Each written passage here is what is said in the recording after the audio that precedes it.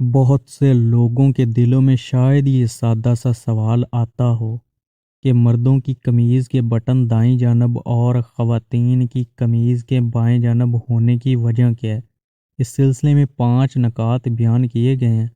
مالدار خواتین اپنا لباس خادموں کی معاونت سے پہننے کی عادی ہوتی تھی اور یہ خادم اپنا دایاں ہاتھ استعمال کرنے کا رجحان رکھتے تھے، جبکہ مرد اپنا لباس خود پہننے کا رجحان رکھتے تھے۔ اس زمانے میں بٹن کا شمار قیمتی اشیاء میں ہوتا تھا اور اس کو وہ صاحب ثروت خواتین ہی استعمال کیا کرتی تھی جن کے پاس بٹنوں کو لگانے اور کھولنے کے لیے خادمات میسر ہوتی تھی۔ بعد ازاں نسبت کم دولت مند خواتین نے بھی صاحب ثروت خواتین کی روش اپناتے ہوئے بٹن کو بائیں جانب رکھنا شروع کر دیا۔ مرد اپنی تلواروں کو دائیں ہاتھ میں تھاما کرتے تھے، لہٰذا بٹن کھولنے کے لیے بائیں ہاتھ کا استعمال زیادہ آسان اور جلد ممکن ہوتا تھا۔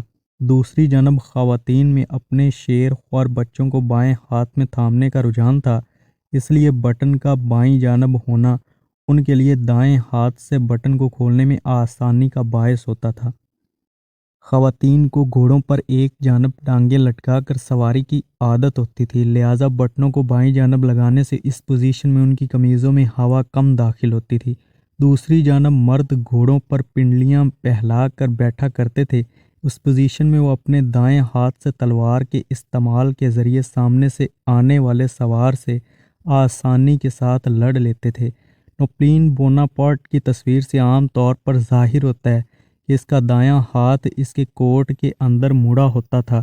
یہ اسی وقت ممکن ہے جب بٹن دائیں جانب لگے ہوں۔ نپولین نے حکم جاری کیا تھا کہ خواتین کی تمام قمیضوں کے بٹن مردوں کے مخالف جانب رکھے جائیں، اس لیے کہ خواتین ہاتھوں کو اپنی قمیضوں میں ڈال کر مزاح کیا کرتی تھی۔ خواتین کے لباس کو مردوں کے لباس کے قریب خصوصیت حاصل ہے تاکہ اس بات کو ثابت کرنے کی کوشش کی جا سکے کہ خواتین مردوں سے کسی طور پر کم نہیں۔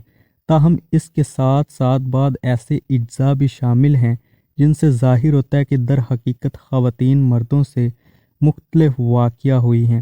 بٹن کا بائیں جانب رکھنا بھی اسی احساس کے اظہار کا ایک اندازہ ہے۔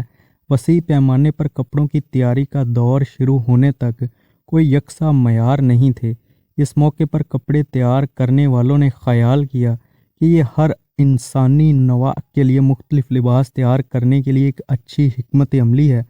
دوسرے الفاظ میں یہ کہا جا سکتا ہے کہ دونوں صنفوں کی ضرورت کے درمیان اختلاف پر توجہ دینے کا آغاز وسیع پیمانے پر کپڑوں کی تیاری کے دور کی وجہ سے ہوا۔